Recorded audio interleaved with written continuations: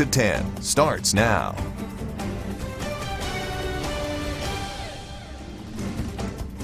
Thanks for joining us tonight at 10. Over 50 tornadoes have touched down in Mississippi since April 13th. Both Mississippi and Alabama are currently leading the nation and having the most tornadoes so far this year. Our Cash Matlock, he spoke with a few weather experts and has more on how you can stay prepared for severe weather. Hey, Cash. Hey, Scott. Well, recent data is showing not everyone is prepared for severe weather and not everyone prepares the same way. Now, new numbers show that millennials and Generation Z are getting their severe weather information from non-traditional sources. Alex Forbes is a sophomore meteorology major at Mississippi State University. After a recent storm blew through the Golden Triangle area, including Oktibbeha, he took to social media to find out how students were getting their weather information. There is a new generation in college now. We're Generation Z. Millennials have kind of moved on, so there's new responses to the same types of warnings that get issued by the National Weather Service. He says the results to his survey were surprising. The alert that required action were the tornado sirens going off. The sirens, I guess, scared people, and that's what got them to go to their safe place rather than a tornado warning popping up on their phone. WCBI's chief meteorologist Keith Gibson says relying solely on tornado sirens can be dangerous. You may or may not hear them. They may or may not work. Some communities sound them for tornadoes, some just for wind, some for wind and tornadoes. It's nice that people heard them, but you need some context behind those sirens. You need to know why those are sounding. If you don't know why they're sounding, then really the sound is no good for you. Gibson says other sources of information like local television and weather radios are vital. Always have multiple ways of getting warning information. Don't rely on one source. One or two sources could fail you, and that could put your life in jeopardy. And according to Forbes, this is something the next generation needs to work on. Very few college students have weather radios. So meteorologists always say, go get your weather radio, have it programmed for the right location. I can't stress that enough for college students, especially moving forward once they leave college, because it is the #1 source for weather information straight from the National Weather Service. Weather experts say it's also important for everyone to have a plan of action and a designated safe place when it comes to severe weather. Always have a plan. Thank you very much, Cash. Well, 7 Mississippi counties have been declared disaster areas by President Donald Trump. The declaration comes after storms produced tornadoes and flooding that impacted thousands from February 22nd through February 24th. The counties listed include Calhoun, Chickasaw, Clay, Grenada, Lowndes, Pontotoc, and Tishomingo. The counties are eligible for public assistance, which will reimburse local governments and nonprofits for part of the cost to repair damages and pick up debris. Assistance for individuals is still under review. MEMA Executive Director Greg Michelle says they've asked FEMA to add 13 other counties after recent storms. Time now to toss things over to Chief Meteorologist Keith Gibson to get a first look at our Tuesday forecast. Hey there, Keith. Scott, no storms out there today, but we did see some nice color this evening. That was the view earlier in Lamar County with the setting sun, and over in Starkville, too, a little burst of color with the sunset this evening. A lot of high clouds out there. Moisture staying in those clouds, but big-time storms are erupting out there in Texas. We don't really have to worry about that right now. We've got upper 50s in Winona, low 60s in Columbus, 64 for you in Tupelo right now. Mid 50s for lows tonight, scattered clouds, a nice and quiet evening. Low 80s return on our Wednesday, still warm passing clouds. Your full forecast in just a few minutes. Fighting for the dream of starting a family. That's how many women describe their struggles with infertility. Courtney Ann Jackson shares one woman's story as we recognize National Infertility Awareness Week. 1 in 8 couples deal with infertility. It's more than just a statistic for Carolina Simmons and her husband. They ask, so when are you going to have kids?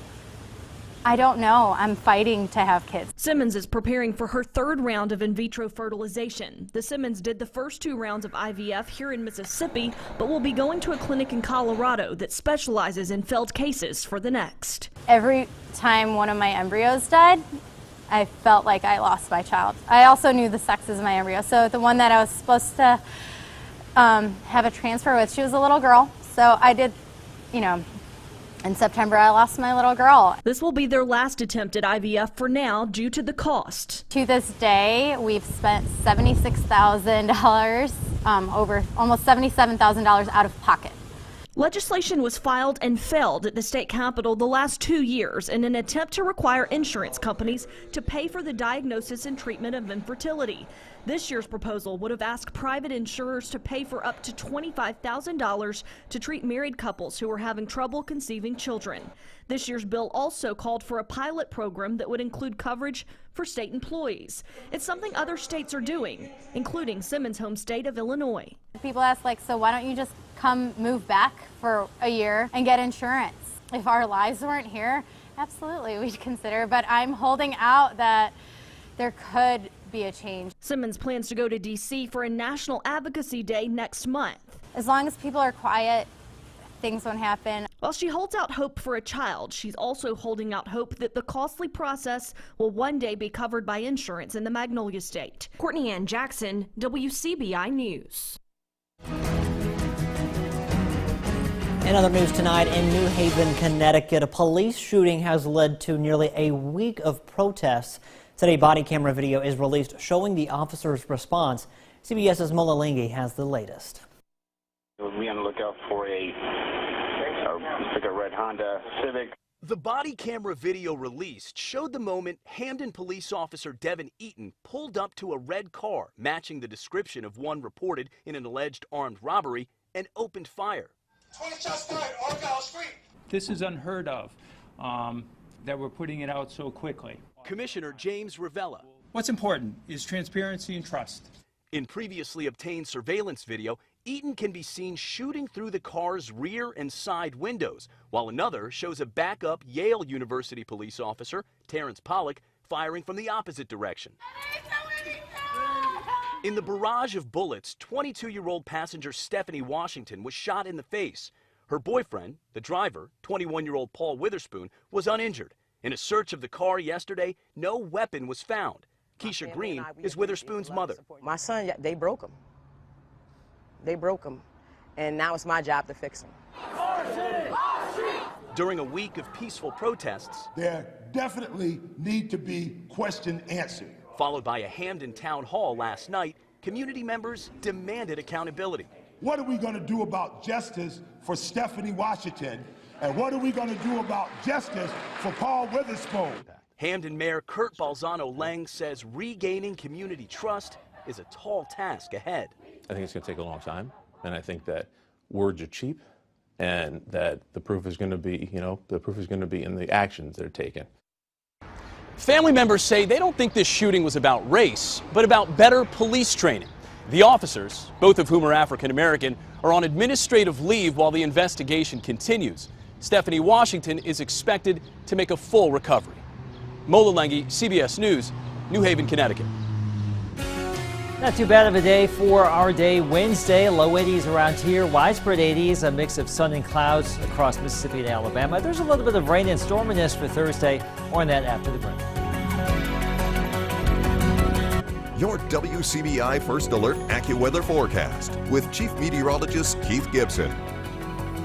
Nice pop of color this evening with the setting sun right there. Look at the orange, the yellow, not too bad at all after a reasonably cloudy afternoon. Jacob Dickey out there as well in Starkville, checking it out firsthand. This is our time-lapse cameras from Columbus, Tupelo, Vernon, Durham's Pharmacy, and Louisville, Mississippi, our Alpha Insurance camera network. A little bit of color there as you just saw.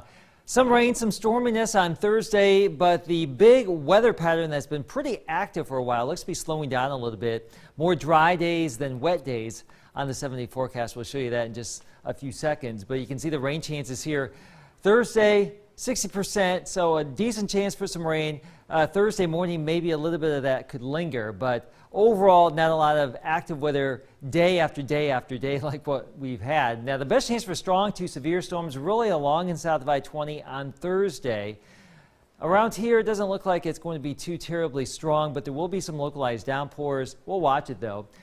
63 Columbus, 64 in Tupelo right now. Notice the clouds coming on into the region, so we've had that all day long. Same story tonight and for tomorrow. The bigger storms out there in Texas are going to stay out there for tonight. Notice these deeper oranges and yellows. That illustrates those taller clouds, and that's where the lightning is right now, lining on up there west of Dallas. You can see the complex of storms getting a little bit more organized tomorrow. But for us, much like today, passing clouds, filtered sunshine, temperatures in the lower 80s.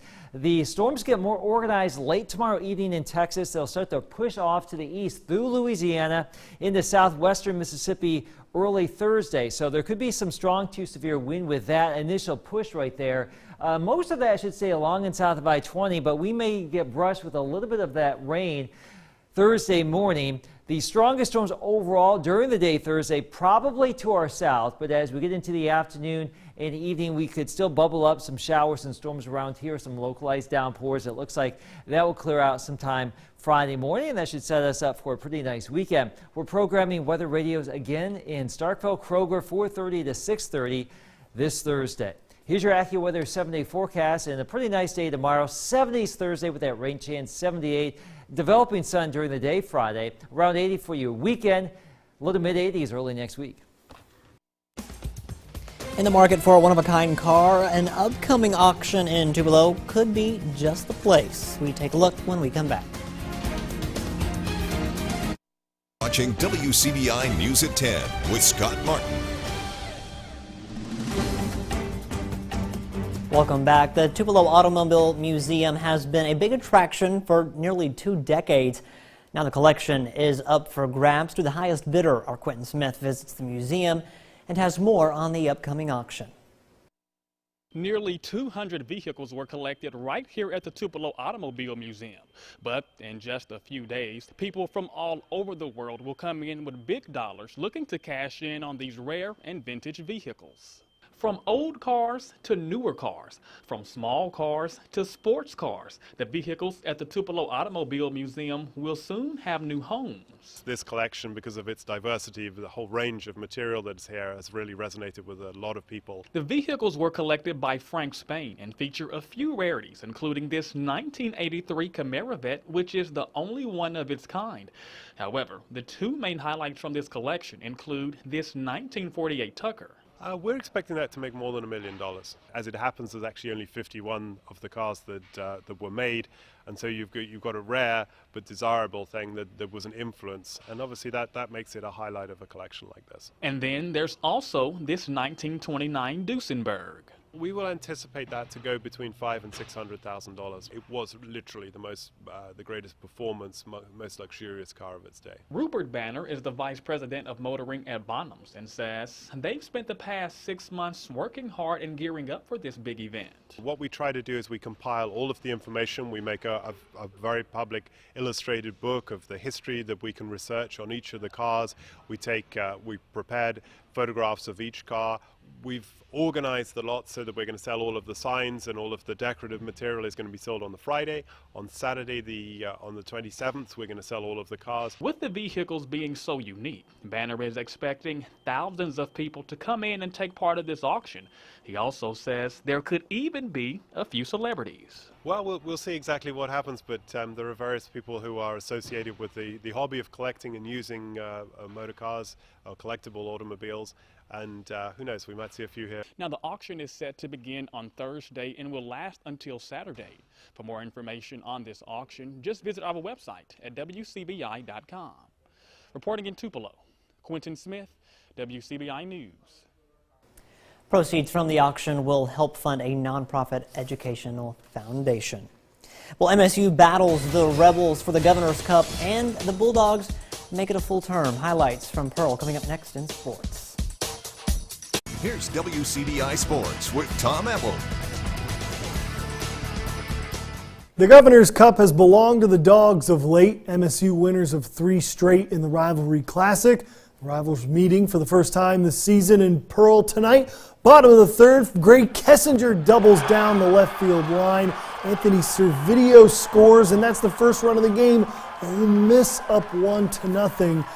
But it wouldn't take long for the Bulldogs to hit right back. It would take Rowdy Jordan just one swing. Sayonara baseball out to the video board left field, into the bullpen. One swing of the bat, tie ball game. It's 1-1 thanks to the Rowdy Jordan home run.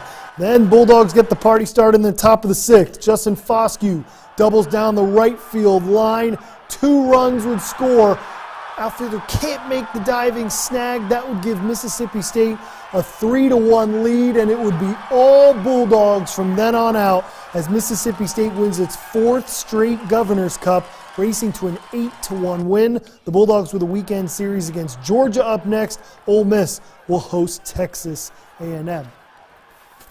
A decisive Game 3 between Caledonia and Corinth. Winner off to the second round. Tied 2-2, not anymore. Reed Dixon smokes one down to right field for a base hit. Warriors off and running, 2-run score. Corinth takes a 4-2 lead.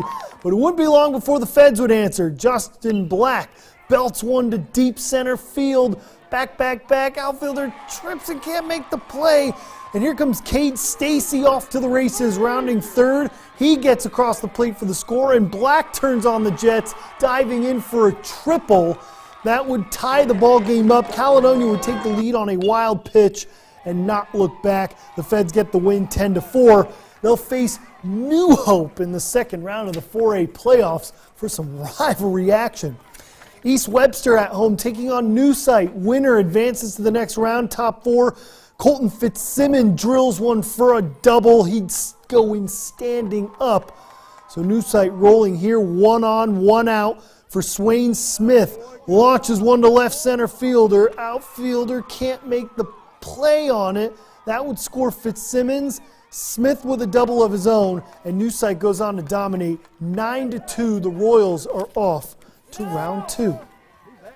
Some softball action. Hey, Caledonia again taking on Corinth for some action. Here early on, Lady Feds trying to keep their season alive. It's 1-0, but some insurance here. Carly Davis lays down the squeeze. Play at first is off, but Jada Glasgow advances to third. That'd be a big play for Caledonia because the very next at-bat, Ashlyn Jordan high and deep to center field. Going to tag up the runner. That brings Glasgow home, so that gives the Feds some insurance. It's 2-0. Then Corinth trying to make a run. Anna Hudson with a shallow bloop toward first. Check out the diving catch from Olivia Boykin to rob a base hit. Caledonia would even up the series with a 2-0 win. It'd be a doubleheader, and Corinth would be able to take home the series win. They get the win 7-2 tonight. They advance to face Kosciuszko in round 3. Some more softball in East Webster. Fans fired up for some softball. East Webster taking on Walnut. Top 5th, East Webster up 7-2. Nice hit there, but Peyton Flora, nice diving grab to end the inning. Bottom half of the 5th, Abby Williams smacks one to left field for a stand-up double. Gets past the outreached arm of the Walnut outfielder. And then 2 outs for Flora. She showed off the glove. Now she's going to bring home some runs. Williams waved around, hopefully bring home from run. Play at the plate. She's out. Walnut gets the out there, but East Webster gets the W 7-3. They'll advance to take on the winner of Philadelphia and Ingomar. Some more softball action. Nettleton taking on Choctaw County. Top first, 1 runner at third, dabs with a hit into center field. That's going to score Miller for the Tigers, so they take a 1-0 lead. Same inning, Payne with a base hit of her own, but she'd be left stranded on the bags. But it wouldn't matter too much as Nettleton cruises to a W in this one, 19-1 over Choctaw County. West Point Baseball sending 2 to the next level. B.R. Watson signing with East Central Baseball, and Davian Gorey signing with EMCC Baseball. So congrats to those 2 guys on signing. We look forward to following their future here on WCBI Sports. We'll have Alaska forecast coming up now for the news. All right, here's our 7-day forecast. What a great day tomorrow will be. Why will we be at work, Scott? I don't know. You know, today before work, I went out to the pool, and it was great, and I'll probably do it tomorrow. And you know what I'll be doing on the weekend. I know. There's no questions asked about that. Pen that in. Some showers and storms possible Thursday. A little bit of a hiccup there before that nice weekend. 2 nice weekends in a row. Go figure. Hey, we will gladly take it. We've earned it. Yes. For sure. Thank you very much, Keith. Thanks for watching, everyone. Have a great night. We'll see you tomorrow.